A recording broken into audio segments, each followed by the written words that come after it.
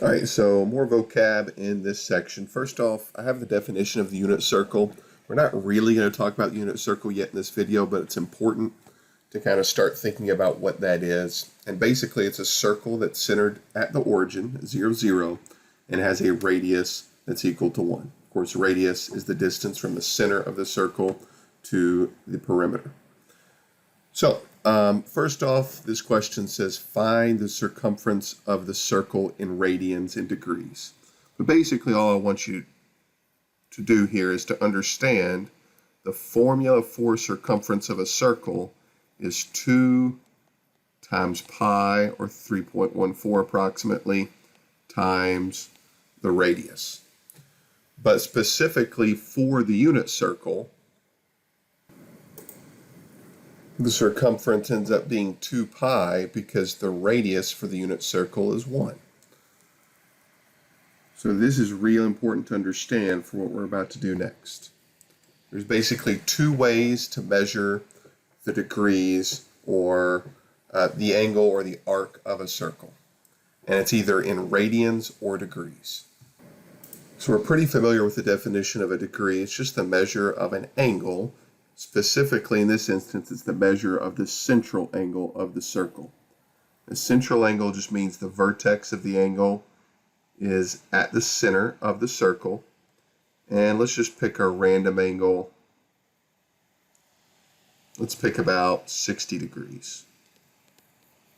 So this is the measure of the central angle inside the unit circle. Radians you're probably less familiar with, but it is the length.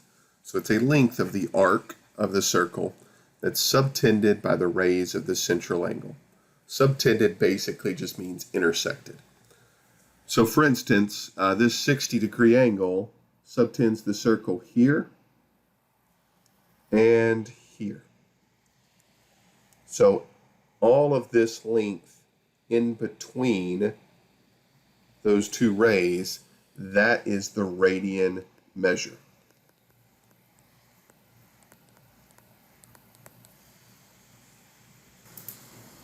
And basically in this example, to get that radian measure, you would have to take 1/6, because 60 degrees, remember, is 1/6 of a full circle. So basically we would have to take 60 out of 360 degrees, which reduces to 1/6 of 2 pi. And if you do that, you end up with pi over 3. So the length of this part of the circle is pi over 3, or about 3.14 divided by 3. So again, radian is a length, degrees are a measure. There's two really important formulas that we're basically going to get from the idea that the circumference of a circle is 2 pi radians. So we're going to use that to come up with formulas to convert radians to degrees and degrees to radians. So first off, to convert degrees to radians, so this is assuming they give you a degree. So let's just say they give us a degree called x. So to convert that to a radian, what we're going to do is we're going to multiply it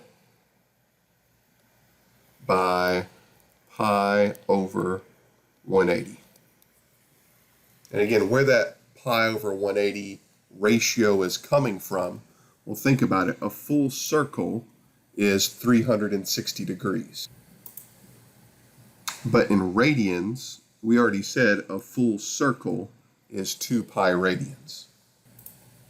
So therefore, 360 degrees in degrees is equivalent to 2 pi in radians.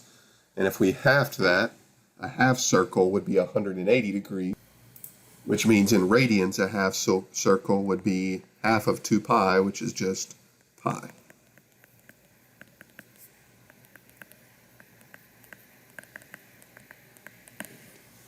So this is just one way to convert degrees to radians, but it's the one that's most commonly used.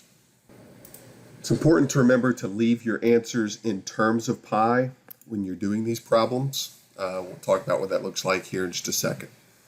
All right, and now we're going to go the other direction. Now to convert radians to degrees, We're just going to assume that they give us some radian, which would be x times pi, because radians are always given in terms of pi. In other words, you're never going to put pi in the calculator because that's equivalent to a really long irrational number, and we don't want to deal with those long decimals. So to convert a given radian to degrees, we're just going to multiply it by the reciprocal of the other formula. We're going to multiply it by 180 over pi. And what you'll notice is those pi's will always cancel in this formula because you have a pi at the top of the fraction bar and a pi at the bottom. So let's practice using the formula. So let's start with an easy one that really you won't need the formula for, but they want us to convert each degree or radian to either a radian or a degree measure. So for instance, this first example is a degree.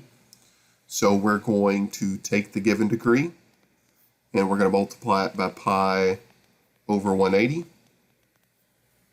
If it helps, you can put 360 over 1 and make it a fraction.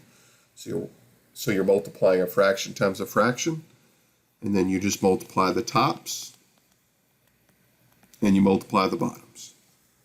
360 divided by 180 ends up being 2, and then we keep the pi. We always leave our answer in terms of pi. Try one more. So take 240. If we want to, we can put it over 1. But you can see it's the exact same thing. If it's a degree, to convert it to a radian, you multiply it by pi over 180. So this ends up being 240 pi divided by 180. Of course, we want to reduce 240 over 180. This one's not too difficult to do in your head, but there is always the calculator if you prefer to use that. You can do 240 divided by 180, press the math button, and choose number 1 for fraction. I'll reduce that for you. Because the easier way here would be you can lop off the zeros, and 6 then goes into 24 4 times, and 6 goes into 180 3 times. Pause the video and try letter C, and I'll give the answer here in just a couple of seconds. So I end up getting 3 pi over 4. You can also write your answer, you'll see this sometimes, as 3/4 with the pi kind of in the middle there. Either of those is acceptable. You wouldn't want to put 0.75 pi, and you definitely don't want to do 3/4 times pi in your calculator because that's going to give you a nasty decimal. All right, and then go in the other direction. D, E, and F, these are all in radians. So if they give you a radian, you're just going to multiply it by the reciprocal of the other formula. Again, if you want to put pi over 1, you can. But every single time you use this formula, the pi's cancel, and then multiply the tops, multiply the bottoms. And again, this is one you probably already knew. Pi is equivalent to 180 degrees.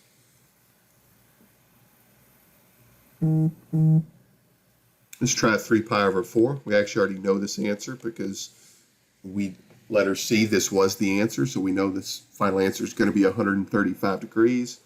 That's good practice to make sure you can do it the correct way. So we're going to multiply it by 180 over pi. Cancel the pi's. 3 times 180 is 540. And 540 divided by 4 is 135. I want to encourage you to try the rest, F, G, H, and I, and I'll give those answers here in about 5 seconds.